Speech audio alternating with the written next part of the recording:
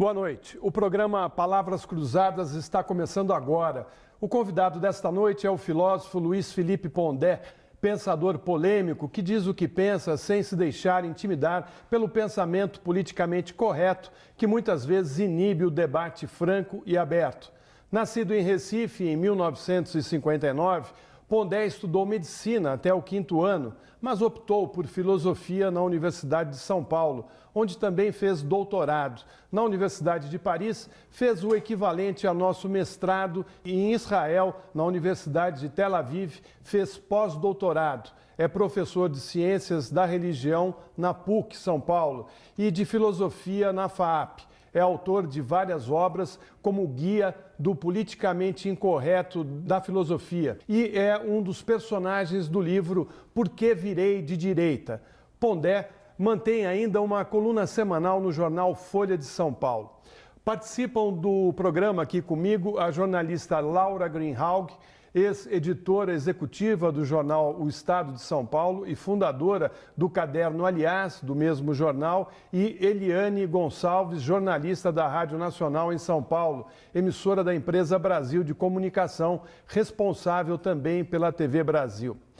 Pondé, boa noite, obrigado por você estar aqui. Boa noite, e eu quero começar então já com uma provocação. O professor Antônio Cândido recentemente me disse o seguinte: a utopia cria o homem superior. Nós estamos numa era de homens inferiores. Hoje não existem grandes homens. Você concorda com essa frase? O seu pai, que foi um comunista, né, na época do Miguel Arraes, lá em Recife, você acha que essa utopia não tem mais espaço no mundo atual? Olha, eu na verdade não tenho tanta certeza que é necessária uma utopia para se criar homens superiores. Seja lá o que significa o homem superior.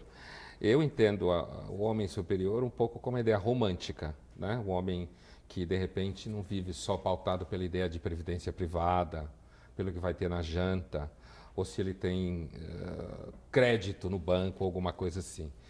Agora, eu não acho que a utopia política seja necessária para homens superiores. Pelo contrário, às vezes eu acho que um herói trágico que sabe que vai perder, mas luta até o fim, portanto não tem nenhuma utopia, também pode ser considerado homem superior, né? Eu acredito que, na verdade, o século XX ele foi muito marcado por essa expectativa de que se você não tem uma utopia política, você não serve, você não tem o que dizer, você não tem com o que colaborar, e eu acho isso um grande engano. Então você acha que está de lado qualquer possibilidade de uma sociedade mais justa, sem a perseguição? Sim, primeiro eu acho que as utopias políticas ocuparam um pouco o lugar da decadência da expectativa cristã no meio secularizado, culto europeu, lá por volta do século XIX, quando você já tem livros no final do XVIII que considera que pessoas cultas não podem ser religiosas. E, bom, isso que eu estou dizendo não tem nada de novo. Agora mesmo foi reeditado aqui no Brasil o livro do Raymond Aron, de 55, em que é o ópio dos intelectuais, meio que brincando com a ideia de que a religião é o ópio do povo, dizendo que o marxismo é o ópio do povo. Então, me parece que a ideia de que não exista um mundo melhor... Eu escrevi um livro chamado Contra o Mundo Melhor, né? Eu não acho que a humanidade evolui necessariamente. Eu sou muito desconfiado de gente que acha que representa o bem. Sempre fui desconfiado. E depois que estudei filosofia, consegui dar um nome melhor para essas coisas. Então, eu acho que às vezes a gente resolve problemas e aí cria outros. E aí conserta aqui, estoura lá. Eu não tenho dúvida que a gente tem coisas boas hoje, mas eu não tenho dúvida, por exemplo, que na Idade Média a gente era muito mais livre. Você viajava 100 quilômetros, ninguém te conhecia, ninguém te achava, não tinha nenhuma forma de controle. Hoje é ótimo ter Visa, mas quando você passa o Visa, está tudo no Big Data, qualquer um te acha, certo? Então, digamos assim, a minha birra intelectual ou conceitual com a ideia de utopia ou com a ideia de mundo melhor é que eu acho que isso acaba sendo uma espécie de hegelianismo requentado, de que há uma evolução histórica, coisa que eu não acredito. E também porque eu acho que parte das pessoas que se ocupam com ideias, e com isso eu quero dizer professor, universitário, jornalista, escritor, artista, né? Digamos assim, produtores de ideias no sentido largo do termo, acho que acabou vestindo uma espécie de roupa do clero, Então, está tão preocupado em melhorar o mundo que nem entende, nem quer entender o mundo. Projeta sobre o mundo a utopia, projeta sobre o mundo... Uma vez eu escrevi na minha coluna da Folha, provocativamente, que eu acho que no futuro só vai sobrar as pesquisas de publicidade, porque as pesquisas feitas na universidade não lidam com o homem e a mulher como eles são, lidam com o que eles deveriam ser. E, portanto, não vai servir nada daqui a 500 anos. Pondé, o Contra o Mundo Melhor e essa utopia, essa sua posição em relação às pessoas que lutam pelo bem, sim, ela é marcante, né? Nos seus textos é marcante, no seu pensamento é marcante. O que seria de Pondé sem as pessoas que querem um mundo melhor? Primeiro que eu acho que o trabalho ia ser bem mais monótono. Porque, assim, apesar de que eu não estou sempre pensando nisso, né? E, na verdade, uma vez eu escrevi que eu lidava com a política como uma espécie de ferida que você tem que lidar com ela, senão ela fica infectada. Porque, no fundo, política não é o que mais me interessa, né? Eu digo filosoficamente, me interessa muito mais moral, comportamento, metafísica nem tanto, porque eu não acredito em coisa nenhuma, mas, assim, me interessa muito mais afetos, no sentido romântico, do que política. Mas quando você está envolvido com o pensamento público, você tem que lidar com política. Porque na democracia a política é uma obsessão. Ela está em toda parte. Então, se você não lida com ela, você não ajuda ninguém a viver. Então, você acaba lidando com a política. Então, assim, quando você me pergunta o que seria de mim sem as pessoas que acham que o mundo pode ser melhor, primeiro eu acho que existem vários tipos de pessoas nesse nível, né? Existe aquele que abraça a árvore, que eu acho uma figura engraçada. Gente que acha que o mundo seria melhor se todo mundo plantasse alface na varanda, que dá para alimentar 7 bilhões de pessoas com rúcula orgânica, certo? Existem pessoas que querem tratar de infectados de ebola na África. E, na verdade, a minha discussão não tem nada a ver com esse tipo de pessoa, certo? A minha discussão tem mais a ver com o que eu identifico como uma certa hipocrisia, que é essa coisa que eu acho que a esquerda acabou sofrendo muito com isso. O Nelson Rodrigues, me parece, no Brasil, foi o cara que identificou isso no final dos anos 60 de uma forma muito clara, que é a pessoa que, na realidade, é vaidade moral achar que representa o bem. Então, a minha briga com essas pessoas é uma briga que, na realidade, filosoficamente, ela está ligada a uma suspeita minha, bastante arraigada na história da filosofia, que é a seguinte: quanto mais, que vem da teologia, na verdade, quanto mais você se acha perto de Deus, mais longe você está.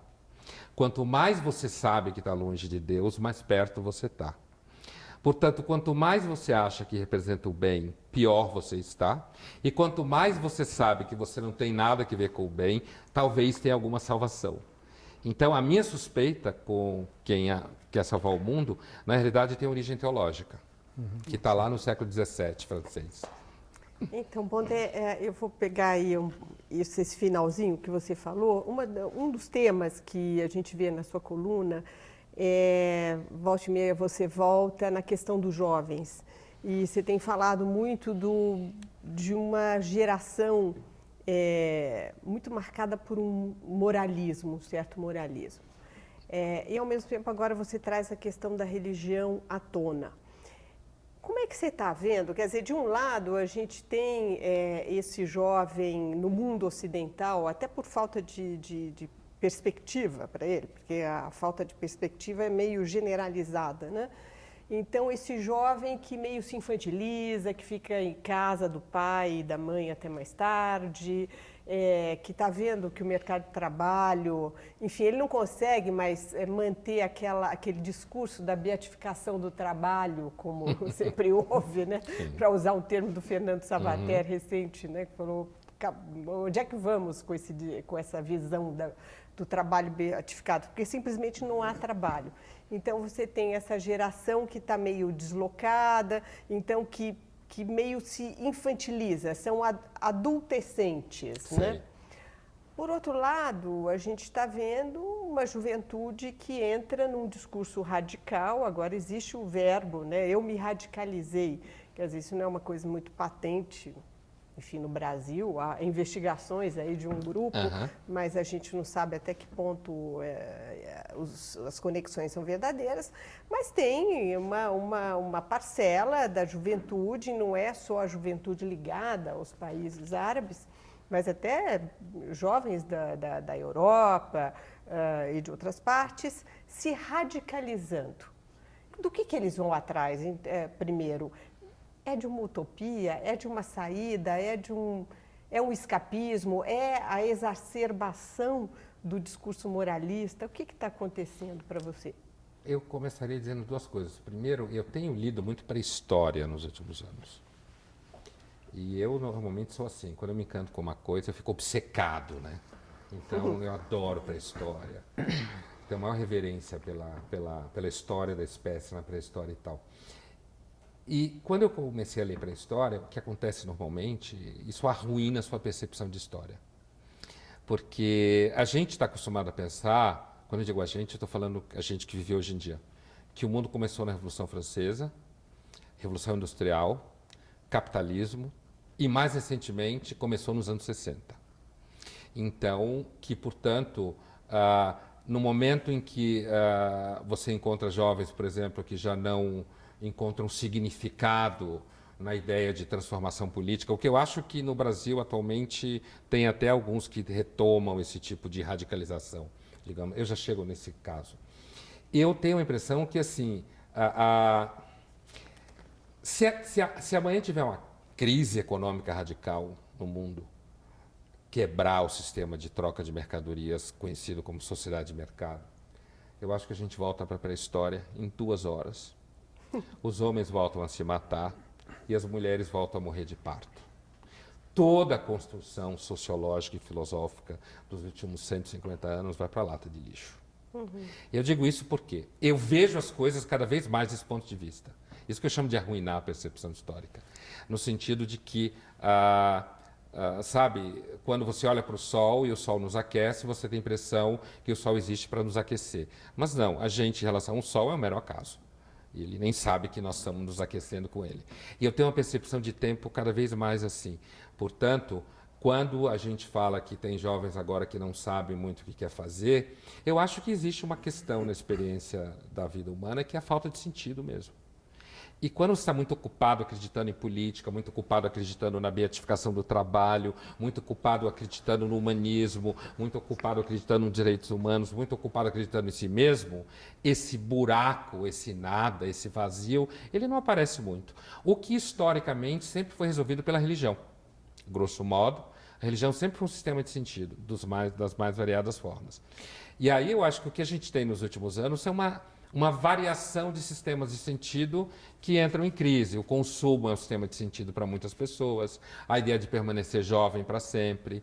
Quando eu falo dos jovens moralistas, que você começou a tua pergunta, é porque eu percebo que, e eu dou aula em graduação, 20 anos, para fazer um número redondo.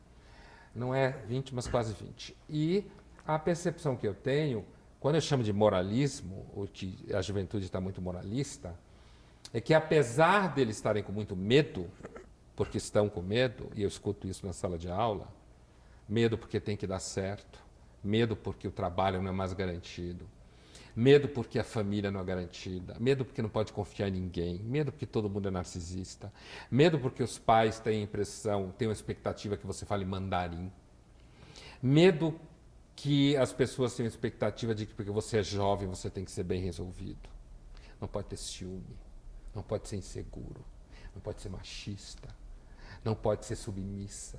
Quer dizer, é toda uma gama de não podes e não podes, que quando eu falo moralismo, no sentido do senso comum, o que eu entendo por moralismo? É uma pessoa que acha que ela encontrou a fórmula. Eu vejo isso nos jovens como uma espécie de atitude contrafóbica, uma coisa reativa. Então, você vê o moralismo quando... não, vou dar um exemplo.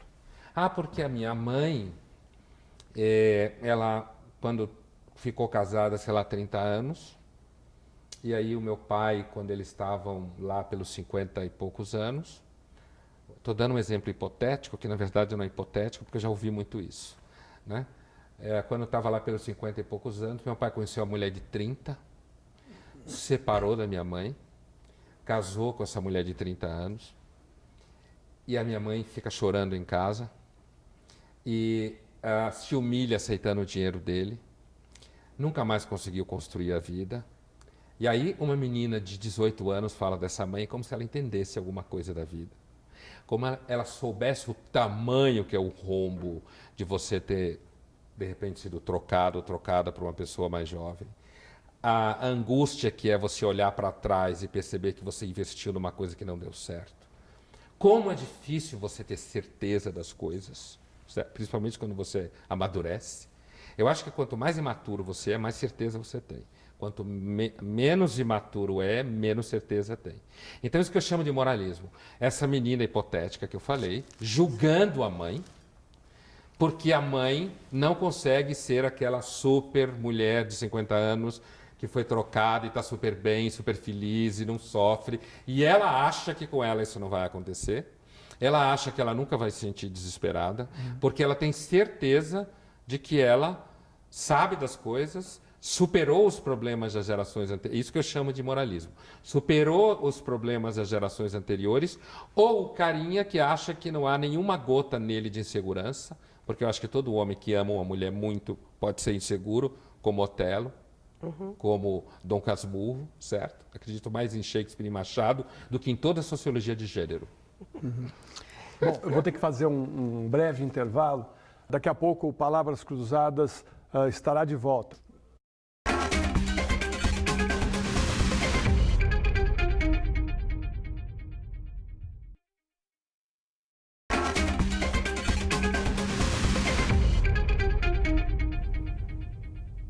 Estamos de volta com o Palavras Cruzadas, hoje com o filósofo Luiz Felipe Pondé. Estão comigo no programa jornalistas Laura Greenhalgh, ex-editora do Estadão, e Eliane Gonçalves, da Rádio Nacional em São Paulo. Bom, no bloco anterior a gente estava discutindo aí a questão da moral dos jovens, e eu queria incluir aí, né, a questão do feminismo, né? Nós, no mundo, tivemos avanços, né, na sociedade, as mulheres passaram a ter mais espaço, inclusive de poder governar, de poder administrar grandes empresas. E eu, lendo suas colunas, vejo que você é um crítico ferrenho do feminismo. Aí né? posso acrescentar, Pode, então, Feliciano, porque você faz a crítica ao feminismo e eu queria trazer um pouco, juntar com com o que você estava falando antes, né? Essa questão da juventude e a reflexão sobre esse novo feminismo, essa nova geração que vem aí de meninas de 16, 17, meninas e meninos também que estão discutindo gênero, e que tem radicalizado em algumas questões dessa discussão sobre gênero, mudado, inclusive, a forma da gente dividir o que é homem e o que é mulher, e que, de repente, eu particularmente, assim, viro e falo, olha, de repente, eu me vi vítima já de machismo e que nem tinha me dado conta. Como é que você vê essa nova... Sim, a crítica que normalmente eu faço ao feminismo é o que eu chamo na minha coluna, às vezes, de quando o feminismo entra embaixo do lençol, certo? Eu uso exatamente essa expressão. Não eu não discuto, porque inclusive eu acho que isso é eu entendo que isso continua sendo uma pauta, e tem muita gente que faz, que é coisas como violência contra a mulher. Inclusive, recentemente eu escrevi uma coluna na Folha chamada Nós que Amamos as Mulheres, e fiquei impressionado como muitas feministas são incapazes de entender o que significa o homem dizer amo as mulheres, se tornou opaco a frase. Mas a crítica que eu faço é no sentido de não perceber, por exemplo, o que você fala. Eu acho que toda essa discussão, que alguns chamam de geração Z, e que ninguém tem sexo nem nada, eu acho que isso vai dar um pau na análise. Eu acho que isso é uma modinha. Eu acho que isso é exatamente o tipo de coisa que eu acredito que seja fruto do enriquecimento material do mundo. O mundo enriqueceu materialmente como nunca existiu, apesar de que todo mundo fala de desigualdade social e tal, o mundo nunca foi tão chique, rico, produtivo como é hoje, apesar de que continua existindo pobreza. Mas a pobreza, para mim, é como a lei, é como gravidade. Você para de bater as asas e cai na pobreza de novo. O grande mistério da humanidade é como não ser pobre. Acho que não tem nenhuma ciência. Ser pobre é a lei natural da condição humana durante muito tempo. Então, a minha discussão com o feminismo é a ideia de que para você dizer que as mulheres trabalham e devem trabalhar no sentido da sociedade de mercado, você tem que dizer que mulher e homem não existe. Entende? A minha briga é com a teoria de gênero na sua versão hard, certo? Não na ideia de que existam dimensões sociais na construção dos papéis, mas é a ideia de que só é dimensão social na construção dos papéis. E eu não tenho nenhuma dúvida de que existe um componente paranoico na teoria de gênero radical, de que eu consigo, de repente, começar a olhar para o mundo achando que o tempo inteiro querem me destruir, o tempo inteiro querem me perseguir, o tempo inteiro não me respeitam, o tempo inteiro não me amam. Então, eu acho que há um componente. Eu, na realidade, já escrevi num dos meus livros, escrevo constantemente na coluna, que eu acho que esse novo feminismo da moçadinha de 16, meninos de 16 anos, mais feministas do que as meninas, e às vezes eu vejo menina tirando sarro dos meninos que querem ser mais feministas do que as meninas. Eu acho que isso é uma forma de histeria, no sentido freudiano, uma conversão histérica. Agora, ao invés de não conseguir andar e ficar cego ou cega, a histeria se localizou no discurso político, porque o que é histeria senão a negação do sexo? E para mim a teoria contemporânea é a negação do sexo. Não existe homem, não existe mulher, tudo é tudo, cada um é o que quiser, o que é uma mentira, não é verdade, né? Essa história de que não existe... uma vez eu escutava, inclusive escrevi isso numa coluna minha que se chamou Condição do Gosto, duas mulheres conversando e uma dizia para a outra assim, amigas minhas, colegas de trabalho, veja se alguma mulher, se pudesse escolher, ia gostar de um traste feito homem. Egoísta, mulherengo, aí vem aqueles adjetivos que muitas vezes as mulheres jogam sobre os homens. Só pensa nele, não sei o que e tal. Como é que alguém tem coragem de dizer que alguém escolhe quem gosta? Você não escolhe. Não existe opção sexual. O que existe é um certo destino que tem a ver com a história da pessoa, seja lá que história for, e que leva ela a esse tipo de comportamento sexual. Eu acho que, na realidade, essa discussão nova sobre cada um é o que quiser ser, é uma espécie de... Eu não sei como os marxistas não enxergam isso. É uma espécie de confusão entre isso e a prateleira do free shop. Eu compro o desodorante que eu quero, eu sou homem meio período, sou mulher meio período, sou alguma coisa no meio, na terça eu sou aquilo. Então, na realidade, eu não levo isso a sério no sentido... Eu acho que isso é uma modinha. Isso não significa que não existam comportamentos sexuais diferentes. Isso não significa que uma pessoa não possa amar um outro homem sendo homem, amar outra mulher sendo mulher. Eu faço esse reparo porque o mundo é chato. Então, a gente tem que ficar o tempo inteiro dizendo coisas óbvias para não confundir a comunicação. Então, a minha ideia sobre esse novo feminismo, que eu vejo às vezes aparecer em sala de aula, isso eu acho que vai fazer um estrago na relação entre meninas e meninos, vai dar trabalho, mas depois passa. Você não acha que avançou, que não tem, que esse radicalismo às vezes funciona para construir novas relações que possam ser mais equilibradas? Não acredito. Acredito, na realidade, que vai construir relações mais neuróticas, com mais dificuldade de identidade, precisando de mais remédio e mais psicoterapia.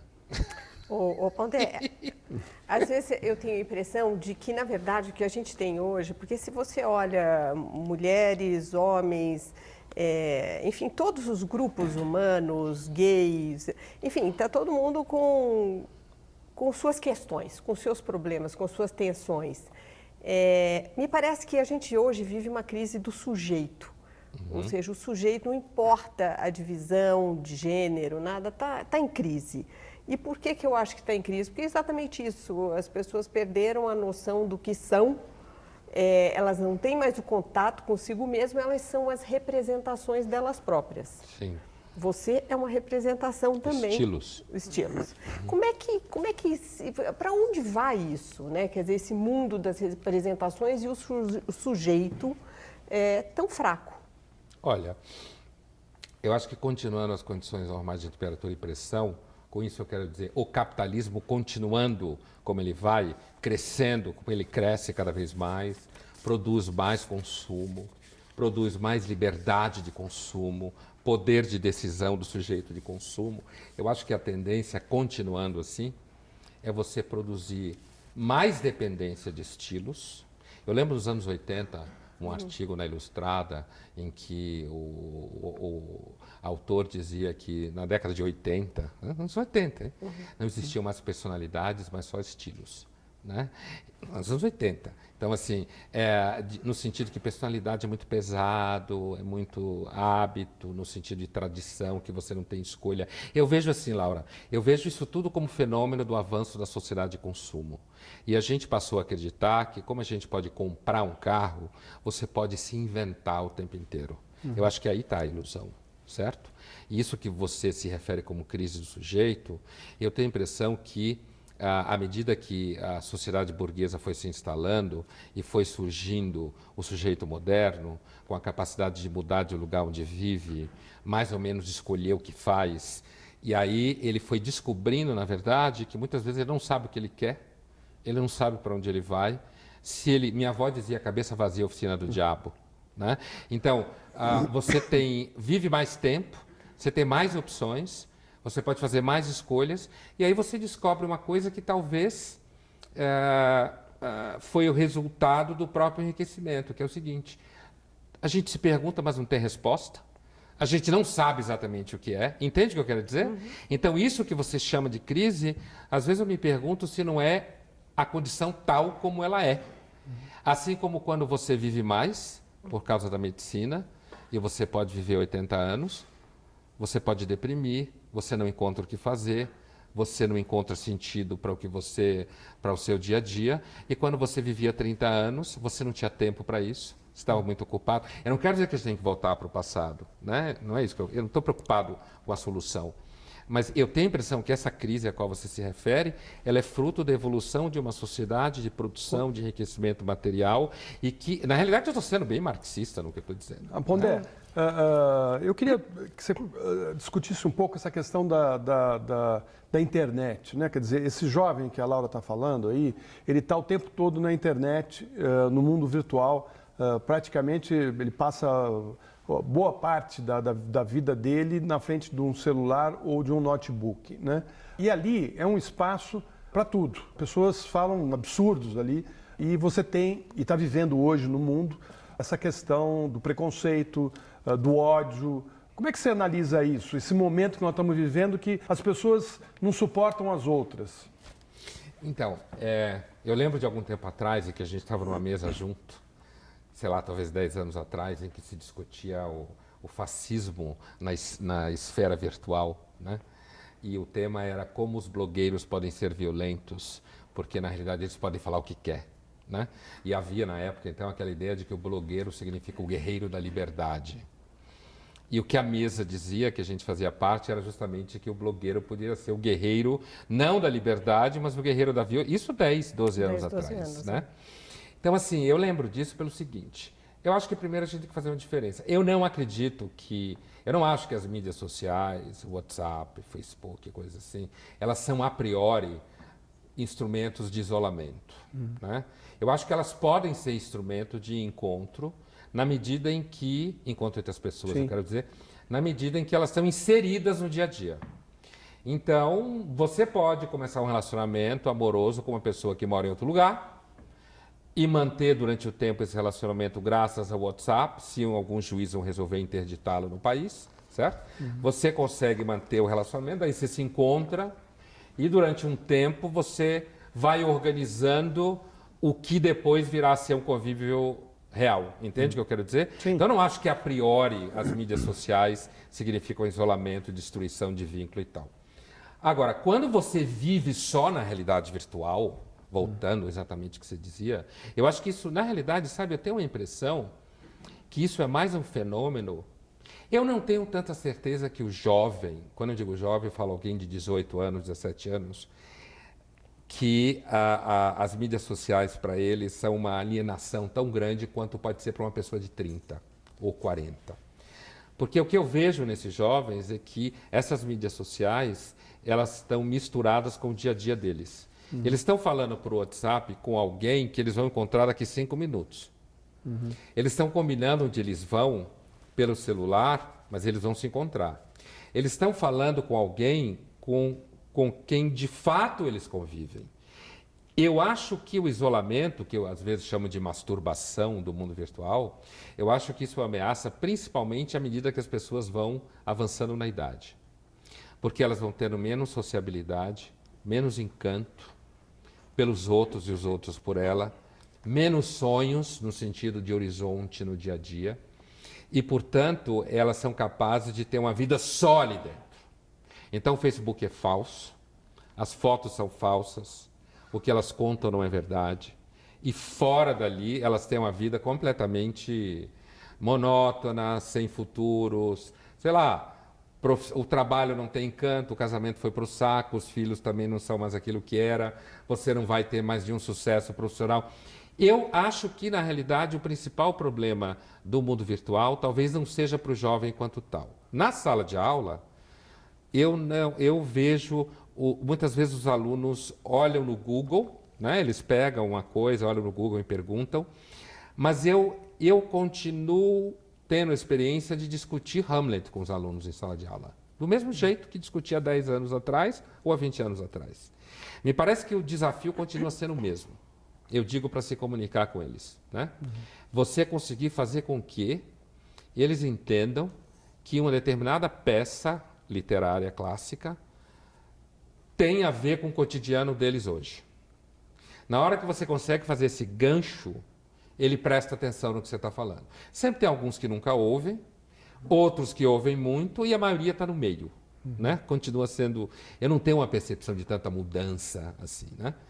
Então, a minha percepção... Agora, você fugiu da questão principal, da questão do preconceito e do ódio. Assim, essa questão que, na realidade, eu acho que ela aparece nas mídias sociais, mas eu não acho que é um problema das mídias sociais, né? Por isso que nas mídias sociais elas aparecem, porque as mídias sociais acabam virando uma espécie de caixa de ressonância disso daí.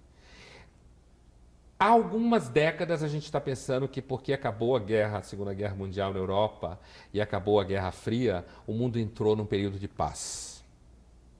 Eu acho que isso é uma ilusão.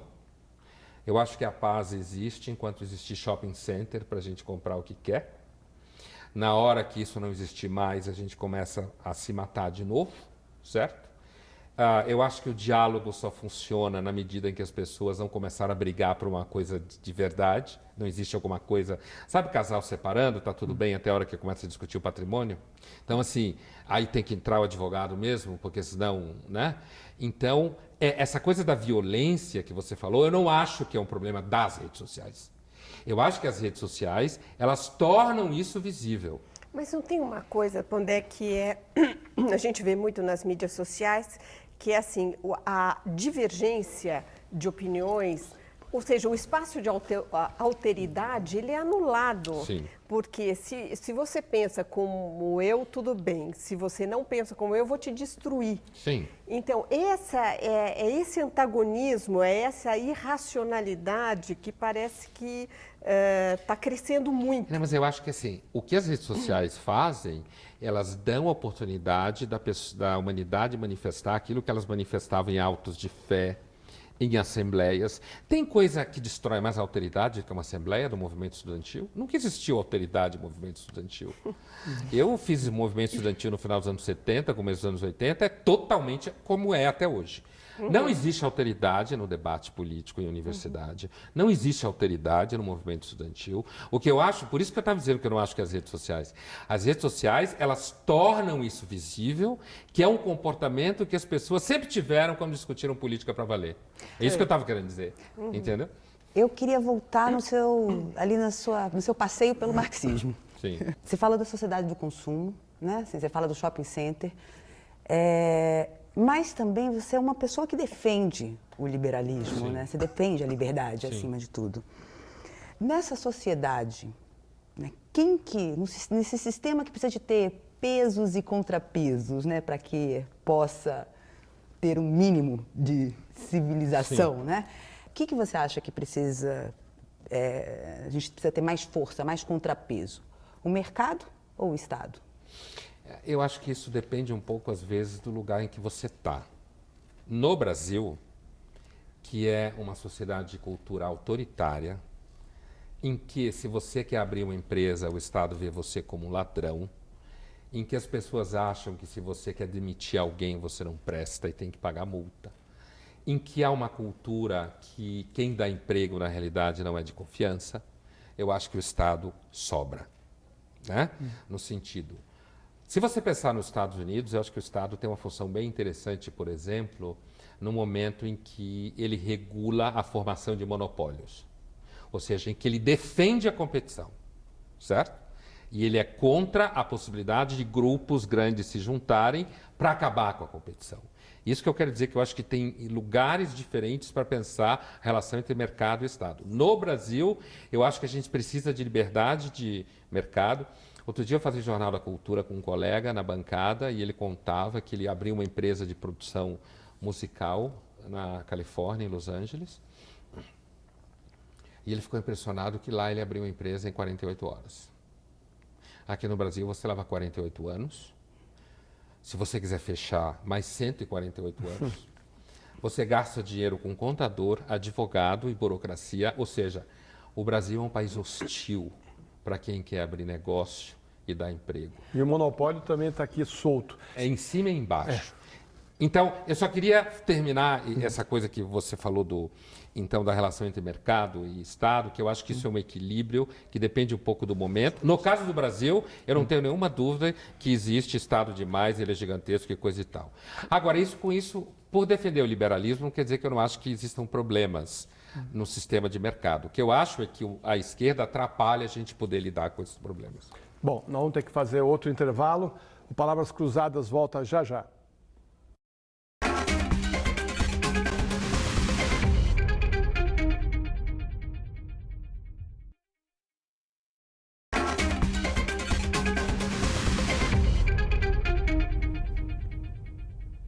Voltamos com o programa Palavras Cruzadas, hoje com o filósofo Luiz Felipe Pondé. Pondé, o Nietzsche disse certa vez: o homem, em seu orgulho, criou Deus à sua imagem e semelhança. Qual a verdadeira função de Deus na sociedade humana? Se eu entender Deus como um representante das diversas formas de religião, né? Porque existem diversas formas, eu acho que as religiões elas cumprem a função de dar sentido para a vida. Isso é uma definição um pouco técnica de religião, que elas associam uma narrativa cósmica a práticas cotidianas, em que essa narrativa cósmica dá sentido às práticas cotidianas e as práticas cotidianas dão corpo à narrativa cósmica. Então, seu filho morreu jovem, é um fato cotidiano concreto. A narrativa cósmica da reencarnação diz que ele morreu jovem porque ele estava, sei lá, um karma X. E aí dá sentido para ele ter morrido jovem, tá? Então, as religiões, elas têm uma função, me parece, e é uma experiência evolucionária, desde a pré-história, que é dar sentido àquilo que aparentemente não tem sentido nenhum, que é o fato de uma espécie ter desenvolvido um cérebro, como o nosso, e começar a se fazer pergunta. A gente respira sentido como respira oxigênio. Então, acho que a função de Deus e a função da religião é mais ou menos essa. E é claro que, a partir daí, tem um outro autor do começo do século XX chamado Chesterton, que ele diz que não tem nenhum problema você ser ateu. O problema é que a maior parte dos ateus começam a acreditar em qualquer besteira. Então você joga fora Deus, acredita na política, na história, na natureza. Você frequenta o candomblé si mesmo. Porque acredita, não? Eu? Não. Eu já fui, inclusive, fiz um programa para a TV Folha no candomblé. Já escrevi sobre Exu. Entrevistei um Exu em uma pombagira. Né? Eu acho o candomblé, de todas as manifestações religiosas, a mais interessante. É a que mais dá vontade de dizer: eu não creio nas brujas, pero que elas hay, por conta da codificação, da forma como eles apresentam. Agora, a minha posição, quando se pergunta, eu não acredito, eu não tenho fé em coisa nenhuma. Né? Apesar de eu achar que, se Deus existir, o universo é muito mais interessante. Porque eu não conheço o personagem mais complexo, que não cabe na linguagem, do que o Deus do mundo ocidental, pelo menos, o mundo semita, grosso modo. Mas você não arrumou um atalho para acreditar em Deus quando você diz isso? Não, na realidade, não, porque assim, eu não acredito em Deus no sentido que eu não preciso de acreditar em Deus no dia a dia, eu não acho que existe vida após a morte. O que eu acho é que o personagem Deus, falando filosoficamente, quando você estuda ele está fora da linguagem, ele é eterno, ele força o cérebro. Essa é uma experiência que eu tenho em filosofia. Quando você tenta pensar em Deus, tal como ele é não definido, isso produz uma espécie de vertigem conceitual que é muito mais interessante do que pensar a sociedade, pensar a justiça social, seja lá o que for. Agora eu quero voltar à coisa do candomblé lá, aquela história do acreditar. A minha relação com a religião, e a minha disciplina na PUC é Filosofia da Religião, a minha relação pessoal com a religião é assim, eu não acho que porque você é ateu, você é mais inteligente, pelo contrário, eu acho que ser ateu é a pessoa mais evidente em filosofia. Eu conheço muitos religiosos inteligentes, assim como eu conheço religiosos pouco inteligentes e ateus do mesmo jeito. Mas a minha posição em relação, por exemplo, quando eu conversei com o Exu, eu não estou preocupado em provar que ele não é o Exu. Eu não estou preocupado em desarticular o que ele fala. Mas eu jamais gastaria R$10 com um trabalho no candomblé. Porque eu não acredito que faça coisa nenhuma. Entendeu minha posição? Ela não é evidente. E eu sei que ela não é evidente, porque é difícil de catalogar. Eu não acredito, mas eu acho uma pombagira encantadora. É uma mulher que fala coisas eróticas e que conta histórias e canta músicas. Entende? Agora, se ela virar para mim e disser assim, Pondé, você tem que fazer um trabalho e gastar R$1.500, eu vou dizer, me desculpa, mas eu não vou fazer porque eu não acredito que você consiga 1 centímetro sequer influenciar a minha vida. No entanto, todos os postes da cidade têm aquelas propagandas, da mãe, né? Devolva o seu amor. dinheiro. É isso aí. Se você não tiver sucesso... Que coisa, né? É uma capacidade de comunicação e de... Como é que fica ou é uma essa... manipulação mesmo? Olha, pura e crua? eu acho que tem 3 grandes problemas, 3 grandes áreas de choque na vida. Uma é saúde e doença. Outra é dinheiro e trabalho.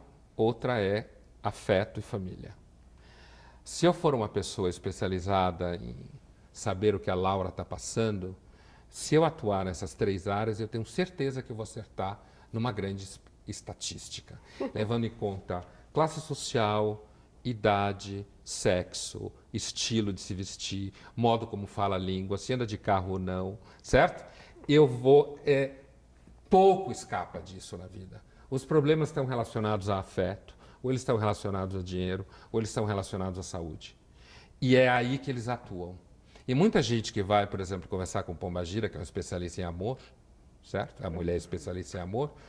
Quem não tem problema de amor?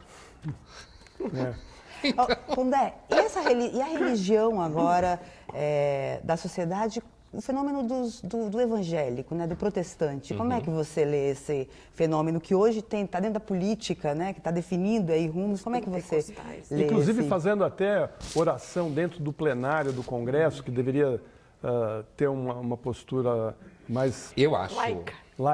Eu acho assim, eu não acho uma boa você, por exemplo, meter crença religiosa dentro do espaço legal, por exemplo.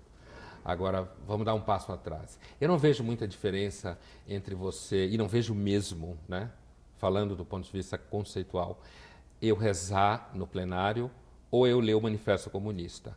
Para mim é a mesma coisa. As duas coisas são crenças metafísicas, sendo que uma é a crença em Jesus, a outra é a crença num processo histórico do qual eu faria parte, principalmente como aquele que vai salvar o resto da população. Dito isso, porque eu acho importante fazer essa marca, então, eu acho que é um problema na escola botar os meninos e meninas para lerem o Evangelho no ensino religioso, assim como é um problema na escola e que acontece, colocar os meninos e meninas para ficar lendo o Manifesto Comunista o tempo inteiro. Para mim, eu não vejo muita diferença. Agora, os evangélicos, enquanto tal, eu acho que os evangélicos, eles reúnem algumas características. Do ponto de vista econômico, eles têm uma vocação liberal popular. E isso tem um impacto econômico importante, que no Brasil a gente está começando a perceber. Evangélico protestante tem uma lógica, grosso modo, calvinista, grosso modo, que significa eu trabalho, eu ganho, eu cuido dos meus, eu sou responsável pela minha vida. Isso fundou os Estados Unidos, lá atrás, né? E isso está chegando no Brasil, onde você tem evangélico, você tem crescimento econômico, você tem autonomia, você tem isso que alguns sociólogos chamam de liberalismo popular. Não tem nenhuma teoria, é simplesmente aquela coisa pequenininha ali do dia a dia, de eu ir lá, arrumar emprego um para o outro, e as igrejas criam esse tipo de sociabilidade, né? Eles associam isso a um conservadorismo moral. E isso também impacta as pessoas, né? No sentido de que é o conservadorismo moral que aí entra em conflito com, por exemplo, o movimento gay, casamento gay, seja lá o que for. Quer dizer, o evangélico, me parece, que ele hoje, no Brasil, ele causa mais impacto pelo perfil moral deles. Mas, na realidade, eu acho que o maior impacto deles será no perfil econômico liberal popular. Eles podem produzir riqueza no país. Entendeu? Entendi. Pondé, você falou do marxismo, né? Você falou do Manifesto Comunista e da Bíblia. Não tem jeito. O que você acha da escola sem partido? Da proposta de lei? Eu acho exatamente o seguinte. Eu não sou a favor do projeto de lei da escola sem partido. Não porque eu não acho que exista a pregação marxista em muitas escolas, porque existe. Quem disser que não existe é mal informado ou está mentindo. Existe. Não em todas as escolas, nem o tempo inteiro. Eu vejo claramente, nos últimos 17, 18 anos, alunos chegarem à universidade cada vez mais com um discurso arrumadinho, uma radicalização que a Laura falava, que é a expressão que vem da radicalização islâmica e que vai pegando, então vai se radicalizando nas suas crenças. Eu vejo isso claramente. Eu converso com jovens de nível médio por e-mail, por conta da coluna da Folha, eles conversam, eles contam coisas que acontecem em sala de aula, tanto no nível médio quanto na universidade. Mas começa no nível médio, começa no ensino fundamental. Quando eu digo começa assim, essa coisa então de que o professor de história, de filosofia, de sociologia, é claramente de esquerda, quase sempre. Então, por que eu não sou a favor da lei da escola sem partido? Não porque não exista a pregação, mas porque eu acho que, primeiro, no Brasil, todo mundo quer resolver tudo com uma lei.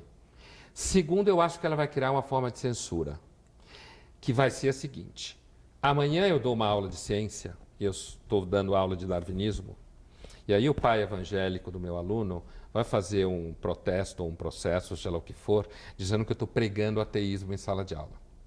Então, eu acho que a lei Escola Sem Partido, ela tem uma motivação consistente, no sentido de querer lidar com o problema da pregação marxista na área de humanas nas escolas e universidades, mas ela é uma má solução para isso daí.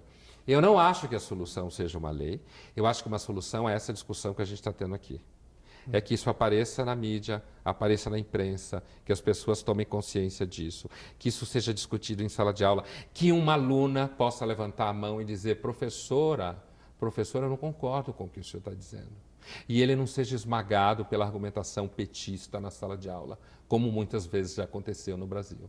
Entendeu? Ou o contrário também, né, Pondé? Porque eu conheço escolas que minha filha até conviveu numa que era ao inverso, né? Quer dizer, e até eu gostaria de saber de você, porque existe hoje no mundo, né? Porque o mundo como dizia meu pai, é feito de maré alta e maré baixa, né? E a gente está numa maré muito conservadora, né? Correndo o risco de ter regimes totalitários de volta e tentativas de golpes de Estado. Recentemente assisti um filme chamado Ele Voltou, que eu até comentei com você, que é a volta do Hitler na Alemanha, e que é um filme ficção e ao mesmo tempo documental, que mostra que os alemães, além de tirarem foto com o personagem do Hitler, exaltavam a figura dele e pediam até, olha, você tem que voltar, nós estamos precisando de você de volta. Quer dizer, quais são os riscos que nós estamos correndo? Pode tudo? Pode, inclusive, então, nas escolas, patrocinar uma ideologia fascista ou nazista? Acho que não é bem assim. Primeiro, eu pontuaria que dentro dos esquemas totalitários do século XX, pelo menos metade deles foram patrocinados pelo marxismo, certo? Então, você teve regimes de morte e assassinato em massa movido pela Revolução Marxista, tanto quanto ou mais do que os regimes fascistas. Eu, na realidade, acho que eles são tudo a mesma coisa. Eu vejo o marxismo soviético, cubano e chinês como o fascismo italiano, o nazista, com diferenças locais e tal. Para mim, não vejo diferença entre eles. Eu acho que as coisas são complexas. Primeiro, se a gente estiver falando de escolas, por exemplo, Zona Oeste, pedaços da Zona Sul, classe média alta em São Paulo, cursos de ciências humanas, disciplinas de ciências humanas, eu acho muito difícil que você encontre um professor de história e filosofia que não seja alinhado com a esquerda. Pode existir, mas eu acho muito difícil. Inclusive pela amostragem que eu recebo. Agora, eu acho que então são coisas diferentes. Peguemos o caso da Turquia recente, certo? A tentativa de golpe contra o Erdogan. Na história da Turquia, o exército turco sempre esteve identificado com a secularização na Turquia, historicamente, desde o Atatürk, né? E todo mundo que presta atenção um pouco na Turquia nos últimos anos sabe que o Erdogan tem uma vocação totalitária. Sabe que a Turquia, o governo turco, tem prendido juiz, jornalista, diminuído a presença, inclusive, de mulheres em funções públicas. Todo mundo que olhar para a Turquia nos últimos 12, 13 anos sabe disso. O que eu quero dizer com isso? A ideia de que na Turquia o Erdogan represente a democracia e o exército represente um golpe antidemocrático não é evidente. O que eu quero dizer com isso? O que eu quero dizer é que as coisas, às vezes, elas são confusas. O fato de alguém ser simplesmente eleito pelo voto não significa... Veja a Venezuela. Para mim, a Venezuela também não é democracia.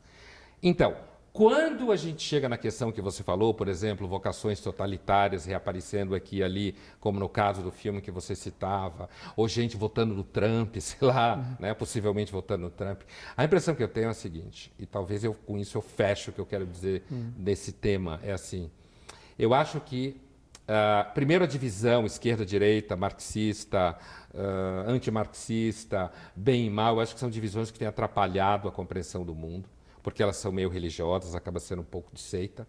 E eu acho que a tendência da gente a querer lidar com o mundo como se ele fosse de fato dividido entre humanistas e anti-humanistas, e negasse, por exemplo, a mídia alemã, ela tem tentado maquiar o que está acontecendo lá com medo da extrema-direita começar a apontar o dedo para os refugiados sírios. Só que quando a mídia faz isso, ela presta um desserviço à questão. Porque o que está acontecendo na Europa, me parece, ou nos Estados Unidos, é que uma certa inteligência pública, ao invés de enfrentar o fato de que a comunidade europeia está em crise, o fato de que o humanismo europeu pode estar esgotado, o fato de que nem todo mundo se ama, o fato de que o mundo não é uma praça de alimentação étnica, onde todo mundo pode se misturar e ser lindo. Na hora que a inteligência pública evita isso, dá vazão à extrema-direita. Porque aí ela fala o que as pessoas querem ouvir. Estou com medo, não quero gente estranha na minha casa, e por aí vai. Tá certo. Bom, o Palavras Cruzadas de hoje fica por aqui. Agradeço a participação do filósofo Luiz Felipe Pondé e das jornalistas Laura Greenhalgh e Eliane Gonçalves. O Palavras Cruzadas volta na semana que vem. Até lá.